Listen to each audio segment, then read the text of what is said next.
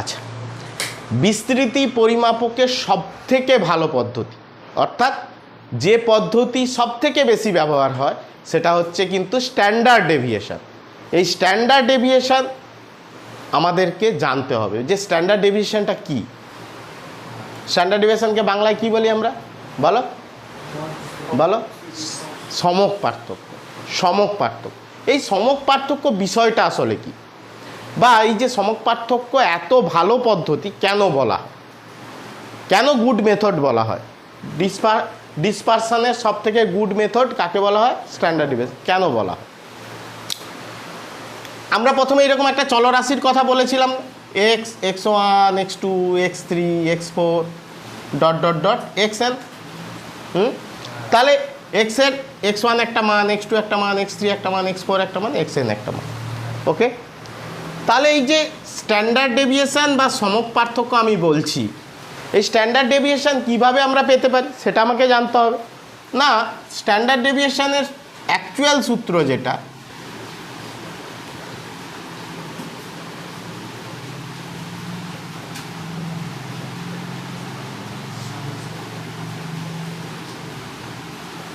এটা হচ্ছে মেন সূত্র।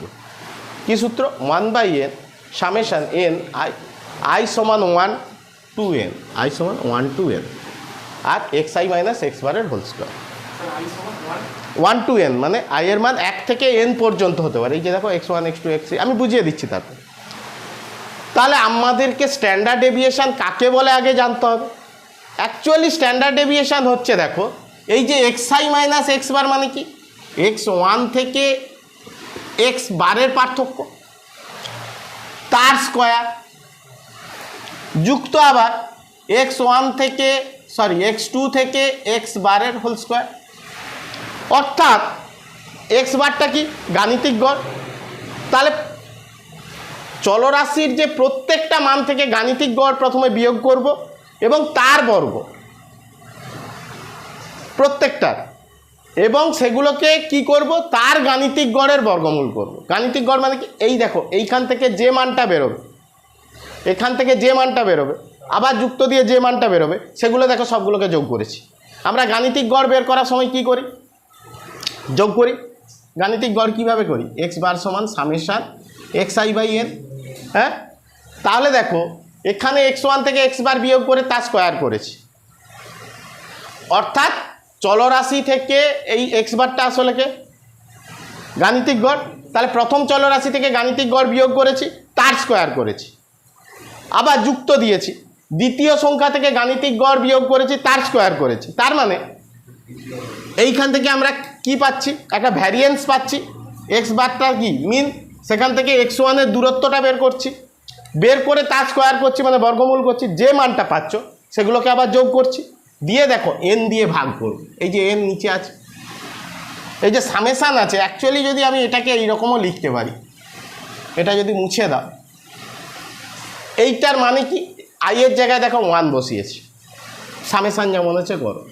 সামেশানটাকে এক কাজ করো, সামেশানটা যোগ করছি, ফলে সামেশানটা আর লিখবো না। অ্যাকচুয়ালি এই সামেশান চিহ্নটা কি দেখাচ্ছে? যোগ করে করে যাও। কার যোগ করব? i এর মান। i এর মান কত থেকে কত পর্যন্ত আছে? 1 থেকে n পর্যন্ত। তাহলে x বারটা কি? গাণিতিক গড়। x বার গাণিতিক গড় কিভাবে পাই? সামেশন xi/n করে পাই। তাহলে এই গাণিতিক গড় থেকে প্রত্যেকটা চলরাশির যে পার্থক্য, সেটাকে আমরা কি করেছি না, প্রথমে বিয়োগ করেছি, বিয়োগ করে স্কোয়ার করেছি, তারপরে যোগ চিহ্ন নিয়ে এসেছি। আবার দ্বিতীয়টা থেকে গাণিতিক গড়ের দূরত্ব কত বিয়োগ করেছি, তার স্কোয়ার করেছি। এরকম করে যতগুলো এক্সের মান বা যত দূর পর্যন্ত থাকবে, সাপোজ ধরো x4 পর্যন্ত দিয়েছি, তাহলে আমি x4 পর্যন্ত যাব। xn কেন লিখেছি তুমি জিজ্ঞেস করতে পারো যে স্যার তাহলে xn কেন লিখেছি? আমি জানি না যে x এর মান কত দূর পর্যন্ত দেবে, তাই অঙ্ক করার সময় আমাকে xn পর্যন্তই সূত্র লিখতে হবে। এবার যদি 3-এ গিয়ে থেমে যায় তাহলে আমি 3টে দেখাবো, যদি 10-এ গিয়ে থামে তাহলে 10টা দেখাবো, 50-এ গিয়ে থামে 50টা দেখাবো। তাহলে এই n হচ্ছে লাস্ট সংখ্যা, সেটা কি আমরা জানি না, বাট যত দূর পর্যন্ত আমাকে অঙ্ক দেবে সেই পর্যন্ত আমাকে এইটা করে করে যেতে হবে। তাহলে এইগুলো দেখো বিয়োগ করেছো, বিয়োগ করে তার স্কোয়ার বের করেছো, তাহলে এই স্কোয়ার করলে যে একটা মান পাবে, তো তাহলে প্রত্যেকটা দেখো একটা করে মান। সাপোজ আমি ধরলাম এখানে ধরো 5 পেলে, আমি ধরে নিলাম, জানি না কত পাবো। এখানে ধরো 7 পেলে, এখানে ধরো 8 পেলে, এখানে ধরো 9 পেলে। তাহলে দেখো প্রত্যেকটা মান পেয়েছো, তার কি করেছো, সেগুলোকে যোগ করেছো। যোগ করে কি করেছো, কত দিয়ে ভাগ করেছো, এন মানে কটা সংখ্যা আছে। আচ্ছা, যোগ করে ভাগ করা মানে কি? যোগ করে ভাগ করা মানেই দেখো গাণিতিক গড় হয়ে যাচ্ছে। হ্যাঁ, তাহলে এইগুলো যোগ করে ভাগ করছো, তাহলে এগুলো কি করছো, প্রথম প্রত্যেকটা সংখ্যা থেকে তার গাণিতিক গড় বিয়োগ করে তার বর্গমূল করছো, বর্গ করছো, বর্গমূল নয় বর্গ, স্কয়ার আছে মানে বর্গ। বর্গ করে যে মানগুলো বেরোচ্ছে সেগুলোকে কি করছো, যোগ করছি। তারপরে তাকে কি দিয়ে ভাগ করছি, এন দিয়ে ভাগ করছি। তার মানে তার কি করে দিলাম, গাণিতিক গড় করলাম।